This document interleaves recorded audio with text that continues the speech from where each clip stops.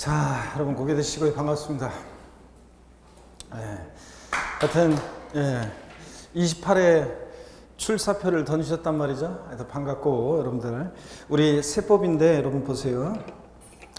세법인데 부동산 세법이죠. 여기 보시면 원래 세법은 원래 방대하고 어려운데 그 세법의 방대한 내용들 속에서도 우리는 특별히 부동산과 관련한 세법 내용을 우리 시험 범위로 하죠. 그래서 우리 부동산 세법 시간인데요. 그래서 부동산 세법이니까 세법의 내용들 속에서 부동산을 살 때 내는 세금이 어떤 거냐, 또 보유할 때 가지고 있을 때 내는 세금이 어떤 건지, 또 팔 때 내는 세금이 어떤 거냐, 이걸 우리 시험 범위로 합니다. 그래서 우리 부동산 세법인데 여러분이 지금 갖고 계신 교재는 입문서인데요.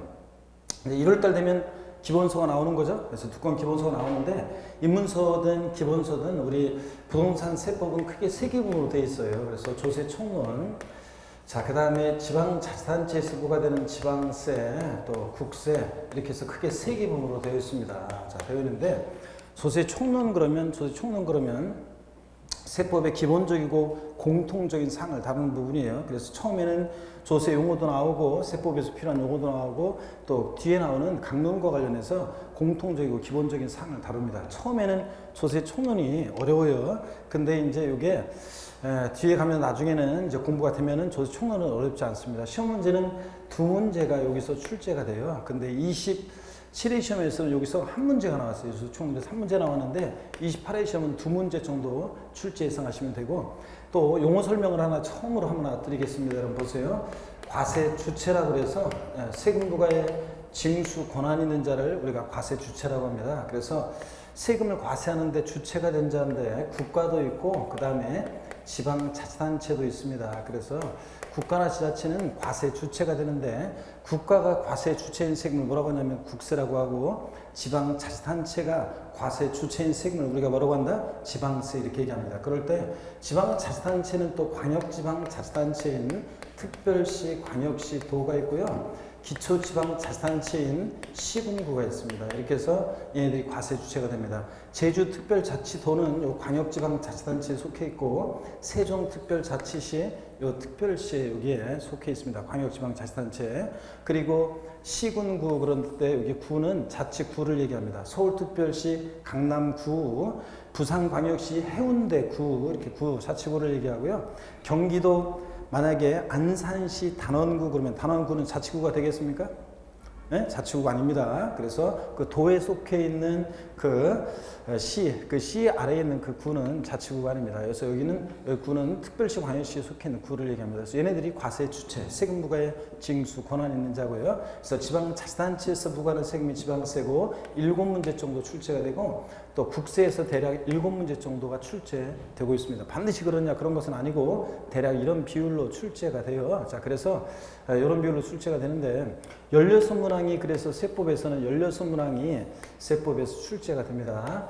우리 공인중개사 제2차 과목에서 제1과목은 공인중개사법이고 제2과목은 부동산 공시법령 및 세법. 그래서 세법에서 16문제, 공시법령에서 우리 24문항이 출제가 됩니다. 그래서 세법은 40문항이 이렇게 공시법과 함께 구성됩니다. 제2과목으로. 그 다음에 제3과목이 이제 부동산 공법인 거고요. 이렇게 해서 우리가 출제되는데 세법은 출제 문항 수가 작은데 대신 효자 과목입니다. 금방도 제가 우리 여기 요번에 27회 시험 보고 나서 요번에 시험에 이제 합격 2차가 거의 이제 이렇게 1차는 우수한 성적으로 합격했는데 2차는 겨우겨우 합격한 수강생 한 명이 커피를 빼갖고 왔어요. 왔는데 주택관리에서 또 공부한다고 하더라고요. 근데 빼왔는데 그 친구가 교수님 세법 때문에 공시세법 때문에 합격했어요. 그래서 공시세법이 중개사법, 공시법, 세법 중에서 공시세법 합침 점수가 제일 높아요.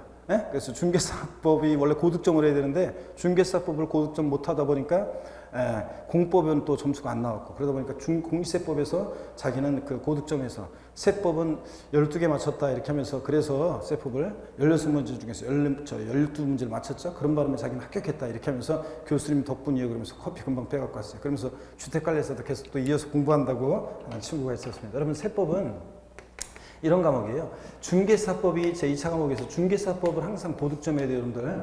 혹시 이제 실무에 계신 그 분들이, 수험생분들이 되게 중개사법을 좀 안다고 그래서 우습게 생각하는데, 시험하고 우리가 실무 아는 거하고 다 틀리죠. 예? 그래서 항상 중개사법을 2차 과목은 고득점을 해야 돼요. 고득점을 중개사법을 못하면, 아까 그 친구처럼 예? 중개사법을 고득점 못하면 힘들어져요. 중개사법을 자기가 답을, 아까 얘기했는데 답을 딱 맞췄는데, 중개사법을 딱 맞췄더니 67.5인가 뭐 딱 나왔대요. 그래서 자기는 아유 떨어졌구나 2차 이런 생각하면서 예, 답을 이제 맞췄는데, 자, 그래서 중개사법을 고득점을 해야 되고요, 항상. 그 다음에 이제 공시법령하고 세법인데, 예, 공시법이 우리 등기하고 지적으로 돼 있잖아요. 근데 등기가 좀 원래 어렵고, 우리 이제 공시법 교수님한테 잘 배우겠지만, 올해는 공시법도 그렇고 세법도 그렇고 중개사법도 그렇고 그렇게 어렵지 않게 출제가 무난하게 그렇다고 쉬운 건 아니고 무난하게 출제가 됐단 말이죠. 그런데 등기가 또 처음에 공부할 때 어렵고 점수가 안 나올 수 있어요. 그럴 때 여러분들 지적에서 점수를 좀 세이브해야 돼요. 보태줘야 되고, 또 세법에서 이렇게 점수를 보태줘야 됩니다. 그 다음에 이제 부동산 공법인데, 공법은 지금 최근에 제가 보면 공법이 쉽게 출제됐다는 말을 제가 한 지금 5년 사이에 들어본 적이 없어요. 공법이 계속 어렵게 출제가 되다 보니까, 그러니까 또 세법에서 역시 중개사법 점수 보태고 또 세법에서 점수를 또 보태야 돼요. 그래서 우리 세법은 출제 문항 수는 작지만 다른 과목에 비해서, 다른 과목에 그 공부하는 시간에 비해서 적은 노력을 기울여서 고득점할 수 있는 그런 효자 과목입니다, 여러분들. 자, 그래서 자, 나는 중개사법을 아주 고득점했다. 뭐 90점, 막 80점, 90점 고득점했다. 그러면 이제 세법이 큰 뭐 위력을 발휘하지 않지만, 중개사법이 점수가 혹시 안 나왔거나 아니면 등기법이 자 어렵게 나왔을 때, 공시법이 어렵게 나왔을 때 세법은 점수를 보태줄 수 있는 그런 효자 과목입니다. 그래서 다른 과목, 연락에 세법을 많이 공부해가지고 어떤 수강생이 이런 수강생이 있어요. 공법에 엄청난 시간을 투자합니다. 공법을 고득점 하려고 엄청난 시간을 투자했어요. 그러면 공법을 엄청나게 투자하는 대신 다른 과목들을 소홀히 했을 거 아니에요. 자, 그래서 그렇게 한 것보다는 어떡하니 공법은 여러분들이 뭐 한 50점, 55점의 목표를 두고 공부하시면 되겠고, 그 다음에 이제 그 중개사법이나 공시세법 점수를 좀 따시는 것이 합격 전략에 좋습니다. 그래서 세법은 이렇게 다른 과목에 공부하는 것에 비해서 적은 시간을 투자해서 고득점할 수 있는 과목이고, 또 그 다음에 살아가시면서도 두고두고 도움이 되는 과목이죠. 여러분들 살아가시면서 자, 세법 있잖아요. 이거는 뭐 세금에 관한 거니까 돈과 직결되잖아요. 실무에 나가면 우리가 공부할 때는 1차 과목, 여러분들이 1차 과목 민법과 부동산 학개론 있잖아요. 이 개론을 어렸을 때 영어 수학 공부하듯이 연락에 공부를 하셔야죠. 자, 틈만 나면 민법 학개론 공부하셔야 돼요. 동차 준비하시는 분들은. 2차만 준비하는 분들은 자, 골고루 내가 다 골고루 공부하시고, 그 다음에 동차 준비하시는 분들은 민법과 학개론을 연락에 공부해야 되는데 많이요. 근데 실무에 나가시면 뭐 이런 과목들은 다 필요가 없고, 공법하고 세법이 실무에서 제일 필요한데, 고객들이 공법을 모르잖아요, 손님들은. 그러니까 자, 뭘 물어봐요, 손님들이? 세법, 세금과 관련한 것을 제일 많이 물어봅니다. 그래서 자, 우리 제 주변에도 보면은 8천 몇백만 원의 세금을 안 내도 되는데, 만약에 저한테 그 부동산을 팔기 전에 5분만 상담했으면 8천 몇백만 원의 세금을 안 내도 되는데, 일을 저질러 놓고 나한테 그때 와서 물어보면 소용이 없어요. 그래서 저한테 5분만 상담을 받았으면, 그 양도 시기만 조정을 했으면, 그러면 8천 몇백만 원의 세금을 안 내도 되는데 내는 결과를 보게 됩니다. 그러니까 8천 몇백만 원을 모으려고 생각해 보세요, 여러분들. 연봉이 8천만 원인 사람도 쓰는 건 6천만 원 이상 쓰면은 뭐 남는 거 별로 없잖아요, 우리가. 되게. 그러니까 그 8천 몇백만 원의 세금을 안 내도 되는데 내는 결과를 보게 됩니다. 그래서 세법은 자, 실무 나가셔서든 아니면 살아가시면서든 두고두고 도움이 되고, 또 공부할 때도 다른 과목에 비해서 적은 노력을 기울여서 고득점할 수 있는 그런 과목입니다, 여러분들. 그래서 세법을 8, 9문제만 맞추면 사실은 뭐, 자, 8, 9문제를 맞췄다 세법을, 그러면 뭐 제가 할 도리는 다 한 거지만, 그렇지만 우리 세법은 이렇게 기본적으로 여러분들이 저와 함께 공부를 하시면, 세법은 12문제를 기본적으로 여러분들이 12문제 정도는 세법 제가 연락에 강조한, 수없이 강조한 내용이 12문제 출제가 됩니다. 그래서 이건 무난히 맞출 수 있어요, 여러분들이 충실히 수업을 들으시면. 근데 16문제 요번에 만점 맞거나, 제 카페에 나중에 소개해드리겠지만 보시면은 제 개인적인 카페 많은 분들이 만점 맞은 사람들이 많아요. 저 카페에서 글도 올렸지만 또 학원에서도 보면 만점 맞은 사람이 이번에 많아요. 한두 개 틀린 사람, 그래서 14개, 15개 맞은 사람도 많습니다, 이번에 고득점 맞은 사람들이. 근데 12개 맞은 사람들 중에서는 뭐, 아유, 죄송해요. 제가 이번에 세법 점수가 별로 안 나왔어요. 몇 개 맞았는데 12개.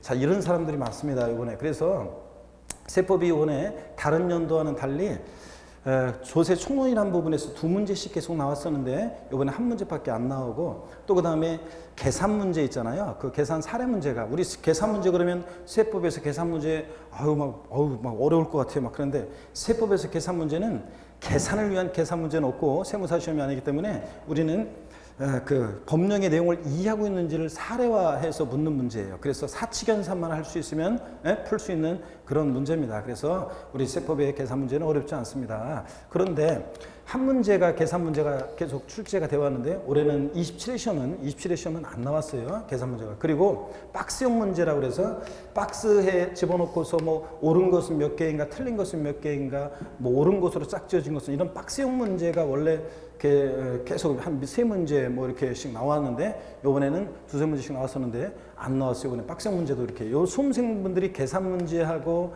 박스형 문제를 좀 어려워하는데 이 박스형 문제하고 계산 문제가 27회 시험에서는 안 나왔어요. 그러니까 일단은 먹고 들어가는 거예요. 일단은. 그래서 무난하게 이제 출제됐다는 얘기고요. 그래서 세법이 근데 항상 보면 이렇게 12문제 정도는 제가 수없이 강조한 내용이고 기본적으로 여러분이 맞출 수 있는데, 이제 나머지 4문제가 뭐냐면, 만점을 맞기 위해서는 나머지 4문제가 어떤 거냐면 시험에 한 번도 출제가 안 됐던 부분인데 딱 나오는 경우가 있어요. 그리고 그 다음엔 잘 안 나와요. 뭐 이런 것들이 있습니다. 그래서 세법은 우리가 1차 과목이면 제가 샅샅이 다 강의를 하겠지만 2차 과목이고 공시법과 나눠서 문제가 출제되니까 효율성 있게 공부해야 되겠죠. 자, 그래서 그런 부분들은 제가 강의를 제끼거나 아니면 또 일부 요약해서 이제 강의를 하는데, 한두 문제가 이제 그런 의의 범위에서 문제가 나와요.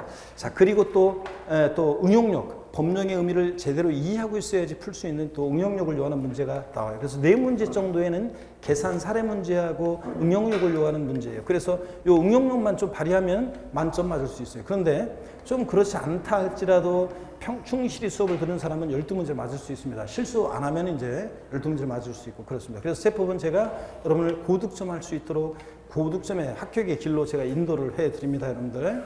그래서 동영상 강의를 들으시는 우리 수험생분들 중에서, 또 여러분 여기 앉아 계신 여러분 중에서 작년에 세법 때문에 굉장히 힘들게 공부했거나 세법 때문에 나는 아주 그냥 힘들었다, 이런 분이 계시면 반드시 제가 올해는 제 강의를 끝까지 들으시면 구원을 해 드리도록 하겠습니다. 처음 공부하시는 여러분들이 즐겁게 편안하게 다른 과목에 비해서 적은 노력을 기울여서 고득점 할 수 있도록 제가 구원해 드리겠습니다, 여러분. 이 박수를 쳐야지는 작년에서, 아이고 여러분이 이제 지금 이 박수 친 의미를 여러분 스스로 아직 모를 거예요. 처음 공부하시는 분이라면 그걸 잘 모를 건데, 작년에 세법 때문에 애를 먹었었거나 다른 회사에서 공부하다 오신 분들도 뭐 있고 그런데, 그렇거나 아니면 처음 공부하시는 분이요, 다른 과목에 비해서 적은 노력을 기울여서 여러분들이 고득점할 수 있다, 요것을 제가 구원의 길로 인도해 드리겠다, 구원해 드리겠다, 여기 약속이 얼마나 큰 의미를 가진 건지 고마운 건지 여러분들이 아직은 잘 모르실 건데, 힘찬 박수로 다시 한번 돈을 안 받겠다 이런 분은 좋습니다. 힘찬 박수로 맞이해 주시고, 그래서 여러분 제가 고득점할 수 있도록 도와드리겠습니다. 자, 여러분, 그래서 세법은 출제 문항수는 작지만 시험에 있어서 딱점에 60점에 지금 걸려 있거나 한두 문제 부족하거나 한두 문제 남도록 지금 합격해 있거나 가다 반응 이해할 때, 이런 분들이 전국적으로 몇만 명입니다. 그럴 때 이렇게 한두 문제 더 맞추는 것이 얼마나 더 위력을 발휘하는지를 여러분이 나중에 보게 될 것이고, 그래서 우리 출제 비중 말씀드렸고 세법은 효자 과목이다. 자, 그런 걸 말씀드렸고요. 자, 그러면 우리 시험에서 중요한 세금들을 소개해 드리겠습니다. 근데 금방 제가 여러분을 그 세법 고득점 합격의 길로 인도하겠다. 그래서 여러분들, 자, 세법 때문에 애를 먹고 세법 때문에 고난을 받은 분들은 제가 구원해 드리겠다, 이렇게 얘기를 했는데, 구원을 받으려면 여러분, 교회 다니시는 분 특히 구원을 받으려면 뭐가 있어야 됩니까? 구원을 받으려면, 그렇지, 믿음이 있어야죠, 여러분들. 그래서 구원을 받으려면 믿음이 있어야 되고, 그 믿음은 행함이 있는 믿음이어야죠. 그렇잖아요, 여러분들. 그래서 수업에 빠지지 말고 열심히 듣고, 때때로 듣고 주로 빠지고, 이러면 뭐 말짱꽝이지 뭐. 그래서 여러분들이 수업을 빠지지 말고 충실히 공부하고 듣고 나눠드린 자료라든가 이런 것들을 여러분들이 보시고 풀어보시고 그때 풀어보시고, 수업 시간에 구경하면 안 돼요. 연세 드신 분들이 대개 보면은, 자, 우리 50대 60대 수강생분들이 대개 보면은 이런 얘기들을 많이 해요. 40대 분들도 그렇지만, 교수님 저는 물론 30대 주부, 애 낳은 주부의 뇌 상태하고 있죠, 그 다음에 50대 남성의 뇌 상태는 똑같다고 생각하시면 돼요. 30대 주부들도 애 낳고 그러면 깜빡깜빡 하더라고 보니까. 그러니까 거의 비슷해. 그래서 여러분 보세요. 그 수강생분들이 보면은 저는요, 지금 들을 때는 무슨 말인지 다 수업이, 내용이 이해가 돼요. 근데 저는 그냥 돌았으면 잃어버리고요. 그냥 문 열고 나가면 잃어버리고. 그래서 제가 하는 얘기가 있잖아요. 문 열고 그러니까 돌았으면 잃어버려요. 이런 분들은 제가 하는 얘기가, 그러면 돌아서지 말던가요. 진짜 자꾸 막 돌았으면 잃어버린다고. 어떤 수강생은 지금 제가 강의장 안에서는 다 들으면은요 무슨 얘기하는지 다 알겠어요. 근데 문 열고 나가면요, 저는 희한하게 저는 다 그냥 금방 알았던 것도 다 까먹고 그래요. 그래서 제가 문 열고 나가지 말라고 하고 그러는데, 여러분 그런 이유가 왜 그런 줄 아세요? 여러분들 처음에는 낯설은 것들은 우리 뇌가 있잖아요. 어떤 지식을 받아들일 때 낯선 정보는 일단 깊이 저장을 안 하려고 그래요. 충격적으로 기억하는 거 아닌 다음에는 처음에 받아들인 정보들은 이상하게 머릿속에 저장을 잘 기억을 못 해요. 그리고 내가 익숙하지 않기 때문에 뇌가 어리버리해요. 그래서 깊이 저장을 안 합니다. 그러니까 좀 있으면 확 지나가면 잃어버려요. 그런데 제가 IT 관련한 그런 게 그래요. 정보통신이라든가 그 IT 관련한 거 있잖아요. 하다못해 뭐 컴퓨터 관련한 문서 작업 같은 거 좀 복잡한 거 같은가, 아니면 그 다음에 그 핸드폰에 관한 것도, 이런 것도 그 복잡하게 이렇게 설명을 하면 모르겠어요. 저 같은 경우도 아직 그런데 금방 돌았으면 알았다고도 잃어버리고 그래요. 근데 그런 거와 똑같은 거예요. 여러분들이 처음 법을 공부하시거나 이런 분들은 낯설고 그러기 때문에 뇌가 이걸 정확히 들었다가도 알 것도 같았는데 금방 돌았으면 잃어버리고 이렇게 하고, 또 그 다음에 또 한 가지 이유가 뭐냐면, 돌았으면 잃어버린 이유는 또 한 가지는 이겁니다. 수업 시간에 구경만 하면 안 돼요. 그냥 그렇구나 이렇게 하고서 돌아서잖아요. 그러면 잃어버려요. 자, 그것을 수업 시간에 듣고 외우려고 하는 것은 외우려고 노력을 하시고 기억하려고 노력을 하셔야 돼요. 수업 시간에. 여러분 세법을 잘하려면 딴 거 없어요. 일단 이해가 기본입니다.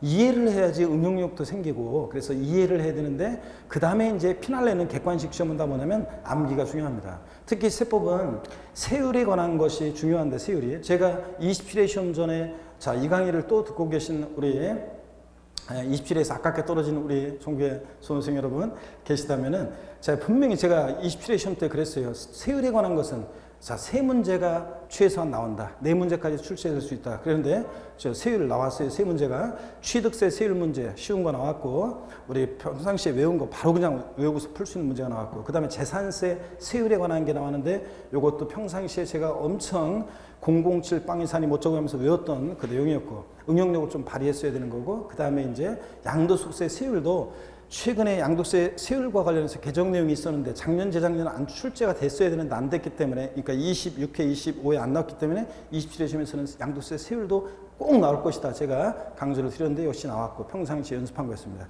그래서 세율에 관한 게 이렇게 나왔는데, 문제가 28회 시험도 똑같아요. 세율에 관한 것은 최소 2문제, 3문제 최소 나옵니다. 3문제 정도가 나오는데, 세율은 일단 이해고 자시고가 필요 없어요. 일단 외우는 게 일단 가장 기본이에요. 자, 여러분 매매로 우리가 주택을 6억 원 이하 주택을 취득해요. 그러면 취득세 적용되는 세율은 1%입니다. 1,000분의 11%인데 왜 6억 원 이하 주택을 취득했을 때 취득세 세율은 1%로 했느냐? 국회의원들이 국회에서 정한 건데, 그거 우리가 그 이유를 따질 게 아니에요. 그거는 물론 그것도 여러 가지 세수 수입이라든가 여러 가지를 고려해서 판단해서 정하긴 정하지만 이유 필요 없어요. 그런 거 외우셔야죠. 자, 그런 것처럼 우리가 세법을 잘하려면 이해하는 게 기본이고, 이해가 된 다음에는 그 다음에 외워야 될 사항들은 어떻게 한다? 암기가 돼야 돼요. 그래야지 다음 단계 넘어가고 편해져요. 그래서 세법이 어렵다 이렇게 얘기하는 분들이 계시는데, 그 어렵다고 얘기하는 분들한테 제가 항상 하는 얘기가 있어요. 게을러서 그래, 게을러서. 세법이 어렵다는 것은 게을르다. 왜? 기본적인 암기 사항들을 암기해 놓으면 이해하고, 기본적인 사항들을 암기해 놓으면 세법은 쉬워집니다. 문제 풀 때도 암기로 풀 수 있는 그런 내용들을 암기가 돼 있으면 조금 응용력만 발휘하면 풀 수 있는 문제들이 많기 때문에 세법은 일단 기본적으로 암기하셔야 돼요. 그래서 수업 시간에는 그냥 그렇구나 이렇게만 고개만 끄덕이다 가시는 게 아니라 외울 것은 외울 수 있도록 노력을 하셔야 돼요. 막 외우려고. 아시겠습니까, 여러분? 이렇게 해서. 그러면 시간이 지나면 또 까먹어요. 이걸 외웠는데 이게 공시법에서 외운 거더라, 이게 세법에서 외운 거더라, 막 그런 게 헷갈려요. 그렇지만 그런 단계들을 계속 반복하다 보면 나중에는 확실하게 내 것이 돼서 관련한 거 딱 나오면 입에서 툭 튀어나온단 말이지. 아시겠습니까, 여러분? 그래서 암기할 것들은 수업 시간에 구경하지 마시고 암기를 하시기 방법을 드리고요. 자, 우리 이렇게 해서 우리가 이런 것들을 세법 문제 공부할 건데, 우리 지방세하고 국세에서 우리 부동산 세법이잖아요. 부동산 살 때, 또 보유할 때, 팔 때 내는 시험에서 중요한 세금들이 있습니다. 그래서 우리 시험에서 출제되는 중요한 세금들 소개해드리고 출제 비중을 좀 말씀을 드리려고 합니다. 그럴 때, 자, 우리 시험에서 중요한 세금들을 소개해드릴 건데, 본격적으로 또 좀 설명하기 전에 스트레칭을 한번 하도록 하겠습니다. 고개를 한번 드시고 목 운동부터 이렇게. 자, 이쪽으로 앉아 계시면 아무래도 몸이 뻑적지근하니까 반대로도 돌리시고. 자, 좋습니다. 허리도 이렇게 좌로, 우로 돌립니다. 기지개도 뒤로 화끈하게 제끼시고 이렇게. 아이고, 좋습니다, 여러분. 그래서 세법 시간에는 틈틈이 이렇게 스트레칭도 하도록 하겠습니다. 자, 여러분, 어떤 사람들이 어떤 부동산을 매매를 해요, 여러분. 우리가 흔히 매매한다 그러면, 여러분 보세요. 여러분, 부동산을 매매한다 그러면 두 사람 만나서 계약금을 치르고 중도금을 치르고 잔금을 치르고 소유권 이전 등기를 하겠죠?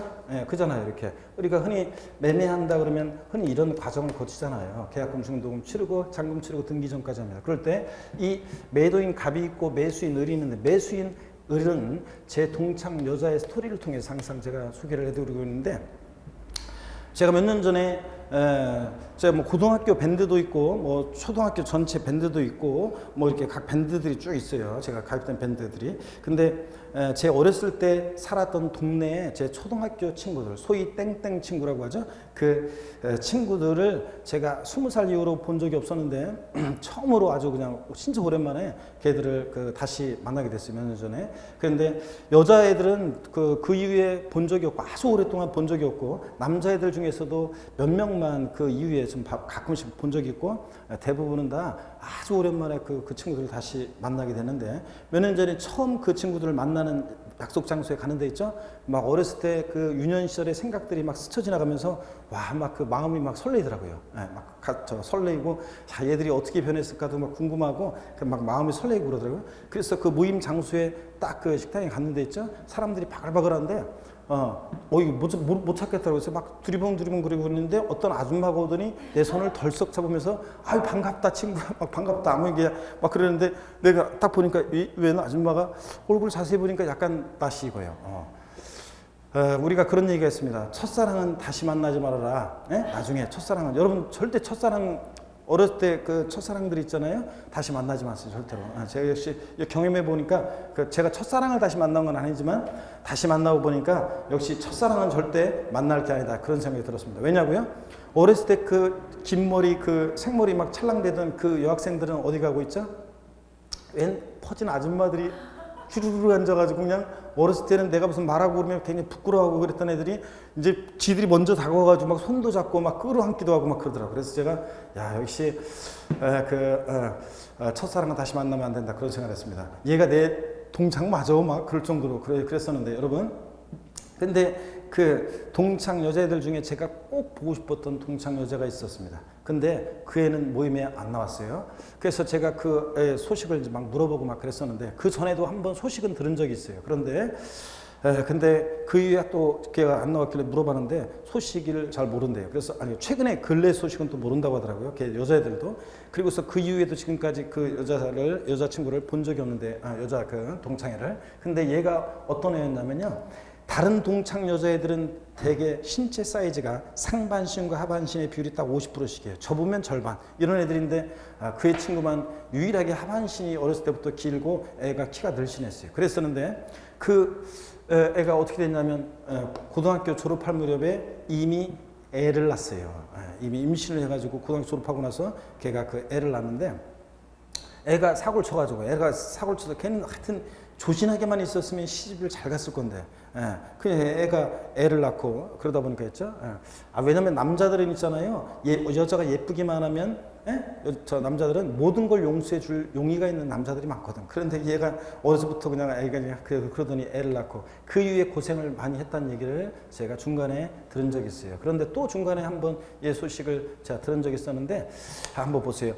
월세를 전전하고 대부분 월세를 전전하고 그랬던 것 같아요. 20살 무렵에는 20대 무렵은 계속 고생하면서 그렇게 살았던 것 같습니다. 그런데 그런 얘기를 들었는데 그 이후에 이 남편이 있죠. 남편이 그 신랑이 그 동대문 쪽에서 의류 관련한 일을 하다가 돈을 조금 벌었답니다. 자, 그래서 돈을 좀 벌어서 집 하나를 샀는데 남편이 나 때문에 어린 나이에 네가 나를 만나가지고 괜히 우리가 내가 사고를 친 바람에 애를 낳아가지고 네가 고생했는데 자, 요 집만큼은 네 명의로 해라. 그래서 자, 갑이라는 사람으로부터 매매로 자, 을 명의로 해서요 주택 하나를 취득하게 됩니다. 그럴 때 을이 계약금, 중도금, 잔금을 치렀어요. 근데 소유권 이전 등기는 아직 안 됐습니다. 등기 전은 안 됐지만 잔금을 치렀을 때 을은 이 부동산을 사실상 취득했다 이렇게 봐요.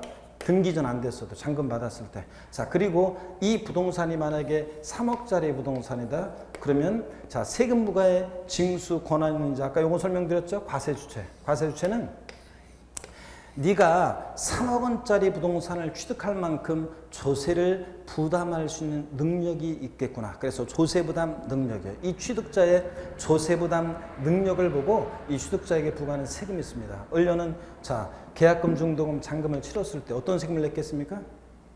예? 그렇지. 여러분이 알고 있는 얘기를 제가 괜히 지금 쓸데없이 어렵게 얘기하고 있잖아요. 이런 표현들을 여러분들 이제 배우게 될 건데 취득세를 내겠죠? 자, 취득세는 다시요. 취득세는 등기 전까지 안 됐어도 흔히 자, 사실상 취득을 했을 때 그 취득자의 조세 부담 능력을 보고 부과하는 그런 세금입니다. 그 다음에 이 을료의 남편이 동대문 쪽에서 일을 하면서 이제 자기 사업을 좀 해보려고요. 자, 이 집을 담보로 해서 은행에서 돈을 빌립니다. 자, 사업을 좀 해보려고. 그래서 은행에서 이 집을 담보로 돈을 빌릴 때 저당권 설정을 하겠죠. 그럴 때 저당권 설정 등기를 하면서 내는 세금이 있습니다. 나중에 돈을 갚았어요? 그럼 저당권 말소 등기를 할 때, 즉 전세권 설정 등기, 뭐 임차권 설정 등기, 저당권 설정 등기 이런 거 할 때, 또 말소 등기 같은 것을 할 때 내는 그런 세금이 있습니다. 어떤 세금을 내겠습니까? 예? 등록 면허세라는 세금을 내요. 등록세는 없어졌고요. 나중에 말씀 또 배웁니다. 자세히. 등록 면허세라는 세금을 냅니다. 저당권 설정 등기, 말소 등기 뭐 이런 거를 할 때 설정 등기, 말소 등기, 등록 면허세를 내고요. 을은 또 보세요. 등기 이전까지는 안 됐지만 어떤 특정한 날을 기준으로 해서 어떤 특정한 날 봤더니 이 재산을 사실상 소유하고 있어요. 그럴 때 이 어떤 재산 보유에 대해서 보유하는 기간 동안 매년 반복해서 부과되는 그런 세금이 있습니다. 어떤 세금이 부과되겠습니까? 그렇지. 재산세가 부과됩니다. 재산세가요. 또 그 다음에 또 보세요. 재산세를 내는 사람들 중에서요. 자, 을려 재산세를 내는데 또 보세요. 진짜로 이제 남편이 동대문 쪽에서 일을 해서 돈을 좀 벌었답니다. 그래서 또 하나의 주택을 삽니다. 그래서 부부도 따로따로 개인별로 따져서 전국에 있는 주택 가격을 합쳐봅니다. 또는 전국에 있는 토지는 토지 가격을 합쳐봅니다. 그랬더니 법에서 정해진 일정 기준 금액을 초과 보유할 때 고액의 부동산 보유자에게 부과되는 세금이 있습니다. 재산세를 내는 사람들 중에서 고액의 부동산 보유자에게 부과하는 그런 세금 어떤 겁니까? 네, 그렇지. 종합부동산세라는 세금을 자, 내게 되죠. 종합부동산세를 내고요. 자, 종부세. 여러분, 종합부동산세는 제가 항상 그 얘기하는 게 있습니다. 종부세는 아무나 납부하는 세금이 아니죠. 종부세를 낸다, 한국 사회에서. 그러면 중산층 이상입니다. 그래서 제가 결혼 안 한 미혼 청춘 남녀들한테 항상 하는 얘기가 있습니다. 예를 들어서 어떤 여자 수강생이 있어요. 그러면 항상 제가 충고해줘요. 자, 어떤 오빠를 사귀었는데 이 오빠가 다 성실하고 머리도 똑똑하고 다 괜찮은데 키가 내가 원하는 키 사이즈가 아니에요. 좀 키가 좀 작아요. 그랬을 때 제가 물어보라고 그래요. 혹시 오빠네 집은 종합부동산세네? 이렇게 물어보라고 그래서 종부세를 안 낸다 그러면 오빠 여기까지만 그냥 가고 만약에 오빠네 집 종부세네? 물어봤더니 우리 집은 종합부동산세 그거 내는데 부모님이 그래? 그럼 오빠 우리 결혼해. 자, 그냥 이렇게 하라고 했습니다. 남성 우리 결혼 안 했지? 예, 결혼 안 한 남성 수강생들한테 항상 해주는 얘기였습니다. 잘 들어요. 여자애가 똘똘하고 여러 가지 다 괜찮아 얘가. 그런데 심성도 그렇고 머리도 그렇고 똘똘하고 다 괜찮은데 생긴 게 내가 생각하는 것에 조금 미달해. 그럴 때 물어보라고 그랬습니다. 고민될 때. 야, 니네 집은 혹시 종합부동산세느냐? 물어봤는데 그게 뭔데? 뭐 저 이러면 야, 부모님한테 가서 물어보고 와. 그래서 오빠 우리 집 물어봤더니 그게 뭐냐고 물어보던데 부모님이 오늘 여기까지 나와서 너랑 나랑은 자, 감되고 만약에 물어봤는데 오빠 우리 종합부동산세 종부세 낸다는데 자 그러면은 그럴 때는 이제 그러면은 사랑한다 좋아한다 우리 결혼하자 그냥 고백하고 그냥 결혼하면 돼요. 우리가 살아가면서 여자 얼굴 있잖아요. 와이프 얼굴을 결혼하고서 연애할 때라든가 결혼해서 얼마 안 돼서나 얘기할 때 그 자기 그 애인의 또는 저 사랑하는 여자의 또는 그 부인의 눈을 보면서 얘기하고 얼굴 보면서 얘기하지 살아서 한 10년 이상 살아보면 같은 집에서 살아도 얼굴을 자세히 볼 일이 없어요. 여기 그래 안 그래? 에? 얼굴 자세히 보나요? 자, 안 보지. 퇴근해갖고 오면 저 왔어요. 그러면 왔어. 그러면서 이제 뭐 이렇게 해서 뭐 하고 그러지. 얼굴 자세히 오자마자 얼굴을 보고 얘기하고 그러지 않습니다. 밥 먹을 때 아침에 식탁에서 뭐라고 얘기하면 그래 뭐라고 하면서 반찬을 보면서 뭘 먹을까 이런 생각하면서 저 하지 얼굴 자세히 안 본단 말이에요. 그러니까 일단은 결혼하면 좋습니다. 종부세 낸다 중산층 이상이야. 무슨 결혼해? 그러면 처갓집이 중산층 이상이다 그러면 살아가면서 보험료 안 내는 든든한 보험 하나 들어오는 거죠. 살아가면서 두고두고 도움이 됩니다, 여러분들. 종부세는 그런 세금입니다. 재산세를 내는 사람들 중에서 법에서 정해진 일정 기준 금액을 추가하는 고액의 부동산 보유세에 부과하고요. 또 여러분 여기 보세요. 저쪽 와서 이쪽 보시면 매매를 하는데 부동산을 매매하는데 을 입장이 아니라 매도인 요 갑 입장에서 한번 보겠습니다. 갑은요. 계약금, 중도금, 잔금을 치렀어요. 등기 이전까지는 안 해줬어도 잔금을 받았을 때 있죠. 갑은요. 이 부동산을 을에게 사실상 양도했다 이렇게 봐요. 사실상 양도했다고 봐서 이 양도자 갑에게 부과되는 그런 세금이 있습니다. 자, 여러분 보세요. 법인이 소득이 발생해요. 그럼 뭐가 부과되겠습니까? 법인이 소득이 발생하면 어떤 세금이 부과돼? 법인세 부과됩니다. 법인세. 법인의 소득은 법인세 부과되고 우리 같은 자연인 개인의 소득은 어떤 세금이 부과되겠습니까? 우리 같은 자연인 개인의 소득은 소득세가 부과됩니다. 그럴 때 소득세가 부과되는데 자연 개인의 소득은 소득세인데 그 중에서 보세요. 부동산 등을 양도하는데 양도하는데 자, 사업성 없이 부동산 같은 것을 양도했을 때 양도 소득에 대한 소득세 뭐요? 양도 소득세가 부과됩니다. 자, 그럴 때 양도 소득세가 부과되는데 그럴 때 자, 저 갑은요. 등기 전까지 안 됐지만 잔금을 받았을 때 자, 이 개인에게 매도자, 양도자 갑에게 부과되는 세금 어떤 거? 양도소득세입니다. 자, 그래서 우리 시험에서 중요한 세금들을 5가지를 일단 다 소개해 드렸습니다. 우리 시험은 취득세, 등록면허세, 재산세, 종부세, 양도소득세를 중심으로 출제됩니다. 많은 세금들이 있지만 우리 시험은 얘네들을 중심으로 출제가 되는데요. 그럴 때 한번 보겠습니다. 이 취득세는 지방자치단체에서 과세유치 아까 설명드렸죠? 지방자치단체에서 부과하는데 그 중에서도 얘는 특별시, 광역시, 도가 과세유치인 그런 세금입니다. 특별시랑 광역시랑 도지사가 부과하죠? 자, 근데 등록면허세는 특별시, 광역시에서는 그 속해 있는 자치구가 과세유치입니다. 서울특별시, 강남구 그러면 강남구로 돈이 가는 세금이지 서울특별시로 가지 않습니다. 자, 그 다음에 또 광역시에서도 그 구로 가는 거지. 속해는 부산광역시 해운대구 그러면 해운대구로 가는 거지. 광역시로 가지 않습니다. 또 도가 있는 곳에서는 그런데 도가 과세 주체인 세금입니다. 그래서 시군으로 가지 않고 경기도 성남시 그러면 자, 얘는 경기도로 가는 거지 성남시로 가지 않습니다. 자, 이런 세금입니다. 그래서 등록면허세하고 취득세는 우리가 흔히 도세라고 해요. 도에서 부과하는 세금이라 도세라고 하는데 다만 특별시, 광역시에서 취득세는 특별시, 광역시세인데 등록면허세는 자치구세입니다. 그래서 시험에 26회 시험 때 다음 중 특별시, 광역시세인 조세가 아닌 것은 그랬는데 졸린 건 아니지 지금 우리? 특별시 광역시세인 조세가 아닌 것은 그런데 정답이 어떤 거였나? 등록면허세였습니다. 특별시 광역시가 아니라 그 구세인 세금입니다. 구세고 도세예요. 예? 자, 이렇게 해서 구도가 과세 주체가 되고, 그 다음에 재산세는 시군구가 과세 주체가 됩니다. 기초지방자치단체인 시군구가 과세 주체예요. 우리가 그래서 흔히 재산세를 시군세 이렇게 얘기합니다. 시군세.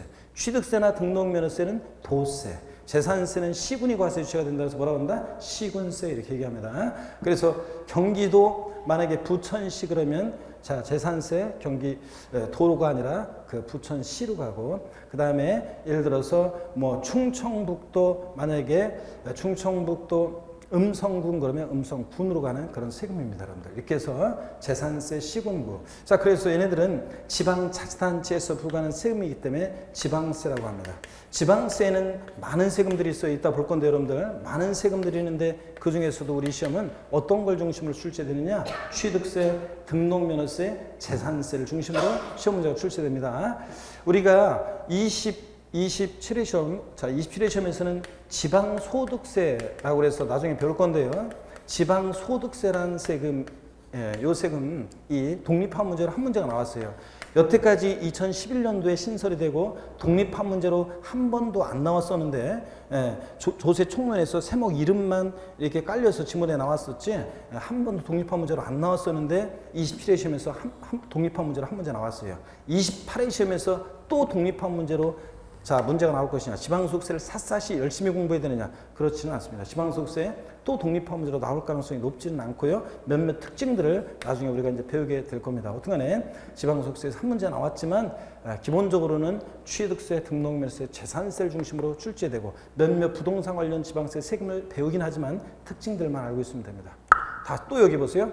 종합부동산세부터는 관할 세무서장이 과세 주체가 됩니다. 관할 세무서장이 과세 주체예요. 그러니까 얘네들은 국가에서 부과하는 세금들이죠. 그래서 국세입니다. 국세에도 많은 세금들이 있지만 그 중에서 우리 시험은 종합부동산세 뭐요? 양도소득세를 중심으로 시험 문제가 출제됩니다. 출제 비중을 말씀을 드리겠습니다. 여기 보세요. 취득세는 시험 문제가 얘는 선어 문제가 출제됩니다. 그래서 계속 최근에 세 문제 자, 대부분 나왔고 또 네 문제가 나온 적도 있는데 27회 시험은 취득세만의 문제 세 문제하고 한 문제는 등록면허세하고 취득세 묶어서 다음 중 취득세 및 등록면허세에 관한 설명이다. 틀린 거 이렇게 해가지고 묶어서 또 한 문제 나왔습니다.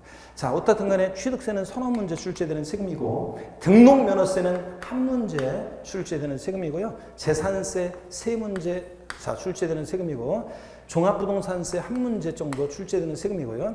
양도소득세가 6문제 내외로 출제됩니다. 또 우리가 부동산 등을 사업성 없이 팔 때, 양도할 때 내는 세금 양도소득세인데 소득세 중에서요. 우리가 부동산을 보유하는 중에 임대예요. 대여. 부동산 임대업을 해요. 대여예요. 그랬을 때 우리 같은 개인이 부동산 임대업 등을 통해서 발생하는 소득에 대해서는 종합소득세가 부과됩니다. 종합소득세. 자, 그랬을 때 이 종합소득세에서 한 문제가 최근에 계속 나오다가 26회, 27회 연달아 안 나왔어요. 안 나왔는데 그래도 가끔씩 그동안 또 출제됐던 그런 세금입니다. 자, 그래서 요건 좀 사이드로 배우시면 되고 나중에 양도소득세를 중심으로 우리가 공부를 하시면 돼요. 소득세는. 자, 이렇게 해서 딱 보니까 알겠네. 어떤 세금이 제일 중요합니까, 여러분? 양도소득세가 제일 중요하지 뭐. 그래서 양도소득세가 제일 많이 출제가 되고요. 제일 많이 출제가 되고 또 양도소득세에서 제일 많이 출제가 되고 실무에서도 제일 중요한 세금이고 그 다음으로 중요한 세금은 어떤 겁니까?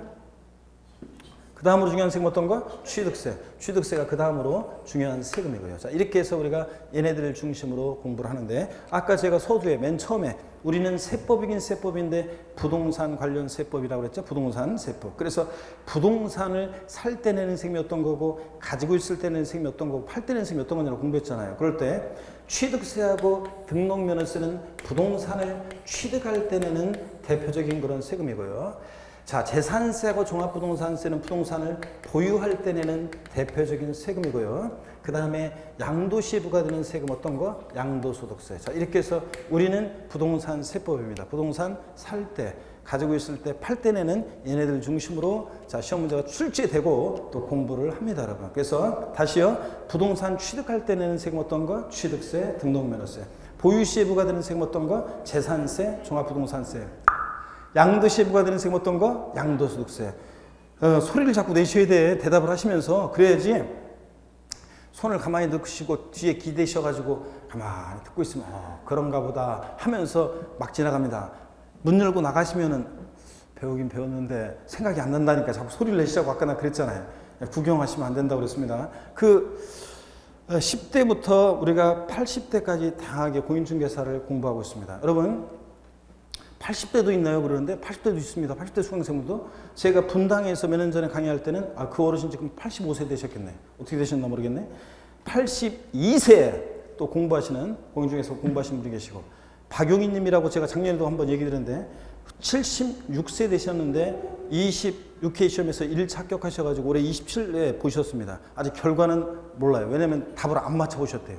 이분은 그냥 기다리신대요. 답을 안 맞추시고. 맞춰보세요 그랬는데도 안 맞춰보고 있어요. 그런데 작년에도 그랬어요. 작년에도 그랬는데 어떻게나 합격자 명단에 있었고. 근데 이런 분도 계시고.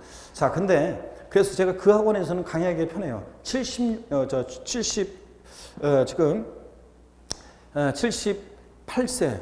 자, 이하는 다들 나이 먹어서 공부 못하겠다는 얘기 절대 하지 말라고 내가 항상 얘기합니다. 그래서 그렇게 얘기하는데 그런 분도 1차 합격하시는데 나이 먹어서 머리가 굳어서 공부 안 돼요. 이런 얘기하면 돼야 안 돼요? 안 되죠. 그런 분들이 공부하시는데. 자, 그리고 80대까지 공부하셔요. 근데 그 10대 애들도 있습니다.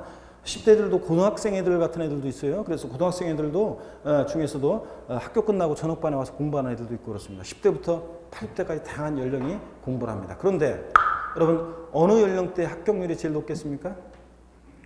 응시자는 숫자로 따지면 응시자 수는 제가 이번에 통계 보니까 역시 40대가 제일 많고 그 다음에 30대가 그 다음으로 많고 그 다음에 50대, 그 다음에 20대, 그 다음에 60대 뭐 이런 식으로 비율로 많더라고요. 자, 그러면 응시자 수 대비해서 합격자 수요. 그래서 합격률은 어느 연령대 합격률이 제일 높겠습니까? 40대? 본인이 40대니까 40대로. 자, 몇 대? 30대 합격률이 제일 높습니다. 응시자 수 대비해서.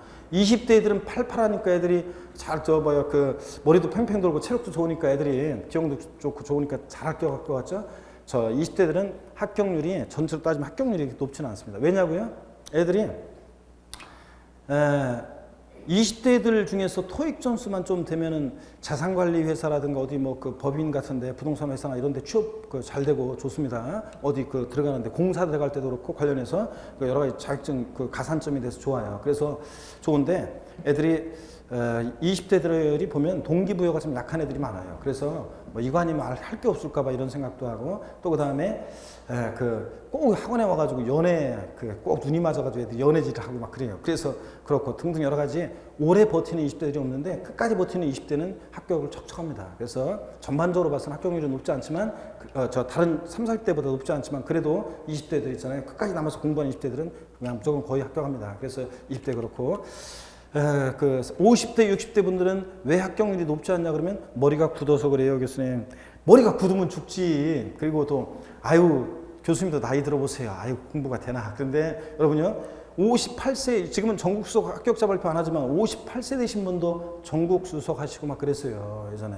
그래서 나이로 따지면 안 돼요. 항상 청춘의 마음으로 공부하세요, 여기서. 아시겠습니까, 여러분? 동영상을 공부하시는 수강생이든 여기 계신 여러분이든 한 30대 초반에 그 마음을 갖고 청년의 마음으로 공부하세요, 여러분들. 예? 그 마음으로. 그렇게 그 마음 정신 자세로 나이가 많아서 막 이런 핑계 대지 마시고 하여튼 한 번 잃어버리면 또 보고 잃어버리면 또 버리고 30대 초반에 그때 생각해 보세요. 그때 마음으로 공부하시는 거예요. 그리고 여기서 젊은 친구들하고 어울리면서 그때 그 청춘의 마음으로 공부하시길 꼭 당부드리고 자, 50대, 60대 수강생들이 되게 수업 시간에 보면 반드시 그런 건 아닌데 대부분의 분들이 이렇게 구경하셔요. 이렇게. 구경하시고 또 꼼꼼하셔가지고 지문 읽을 때 너무 꼼꼼하게 읽어요. 너무 꼼꼼하게. 포인트를 딱 보면서 빨리 결정을 해야 되는데 너무 꼼꼼하게 문제 읽으시고 그래서 아시는 것은 많은데 1차 과목 같은 거 보면 이렇게 문제를 빨리빨리 못 풀어가지고 그래서 좀 고전하신 분들을 보십니다. 그래서 자, 너무 꼼꼼하게 이렇게 하지 마시고 청춘의 마음으로 여러분들이 순발 읽기 하시고 그 다음에 구경하시면 안 되고요. 30대 주부 집단군의 합격률이 40대는 30대하고 또 마음을 50대 마음처럼 먹으면 40대는 50, 60대로 가는 거고 마음을 30대처럼 먹으면 30대로 오는 거예요. 30, 40대 특히 30대 주부 집단군의 합격률이 제일 높은 이유는 딴 거 없어요. 그것도 주부 집단군의 합격률이 제일 높은데 저희들에 대한 신뢰도가 어느 연령대보다 제일 높습니다. 그러니까 저희들에 대한 신뢰도 있죠.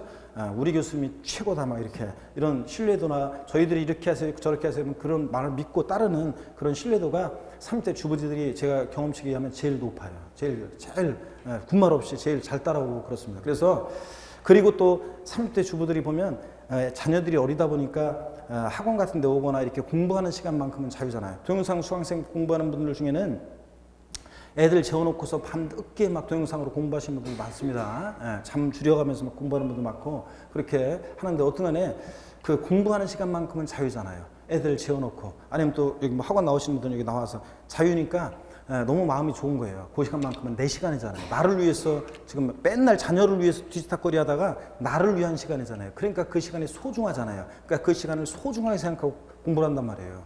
자, 그리고 저희들이란 신뢰도가 좋고 대부분 즐겁게 공부를 해요. 자, 공부하는 것이 좋아서 막 공부하는 그런 식이에요. 그러다 보니까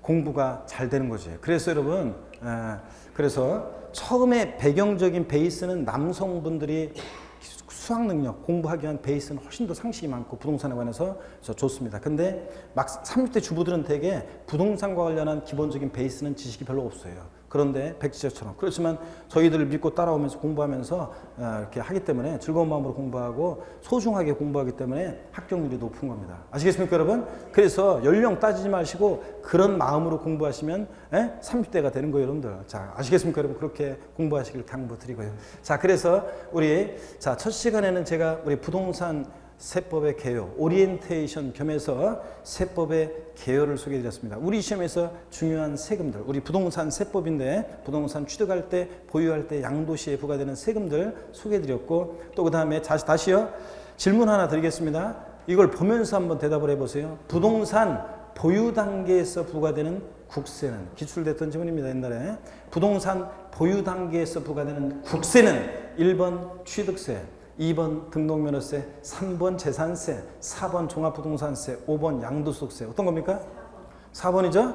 부동산 보유 단계에서 부과되는 국세는 그랬는데 그 해에 있죠? 답을 다 맞췄을 것 같죠? 아니에요. 틀린 사람들이 상당히 있었어요. 그 해에. 왜 틀렸냐고요? 보유 단계에서 나오니까 아싸 그냥 재산세 찍고 빨리 그냥 지마라는 사람들인데 국세는 그랬으니까 뭘 보셔야 돼? 보유 단계에서 부과되는 국세, 종부세 골랐어야지. 자, 그래서 보유 단계에서 부과되는 세금 재산세, 종합부동산세. 양도시에 부과되는 세금 어떤 거? 양도소득세. 이렇게 해서 우리 부동산 세법에 우리 시험에서 중요한 세금들을 소개해드렸고 그 다음에 애들 출제 비중을 제가 말씀을 드렸습니다, 여러분. 아시겠습니까? 자, 이렇게 해서 소개를 해드렸고 다음 시간에 이제 우리가 278페이지 교재 278페이지에 펴놓으시고 다음 시간에 우리가 첫 시간은 세법의 개요였고 두 번째 시간 자 우리가 이제 첫 진도를 나가서 278페이지 제1장 조세 총론부터 우리가 공부를 하도록 하겠습니다. 잠시 여러분 쉬었다가 이어서 봅니다.